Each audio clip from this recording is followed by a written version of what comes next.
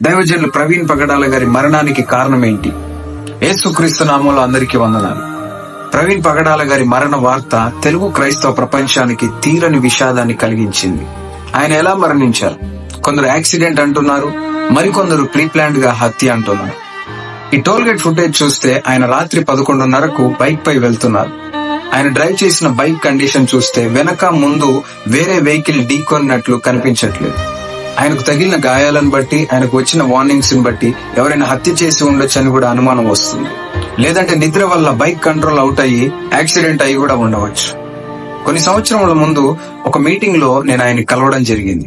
ఆ మీటింగ్ లో ఆయన కూతురు ఆరోగ్యం బాలేదని, ఆమెను హాస్పిటల్ కి తీసుకువెళ్తున్నారని ఆయన చెప్పాడు. ఆయన కష్టమైన పరిస్థితుల్లో కూడా దేవుని సేవలో ముందుకు వెళ్లారు. ఆయన మన మధ్యలో లేనప్పటికీ కూడా ఆయన దేవుని రాజ్యంలో ఉన్నారు. ఒకరోజు మళ్ళీ ఆయనను కలుస్తామన్న నిరీక్షణ క్రైస్తవులంగా మనకు ఉంది. ఆయన మరణం విషయంలో సత్యం తెలిసి న్యాయం జరగాలని మరియు కుటుంబానికి దేవుడు ఆదరణ కలుగచేయాలని మనమందరం కూడా ప్రార్థన చేద్దాం.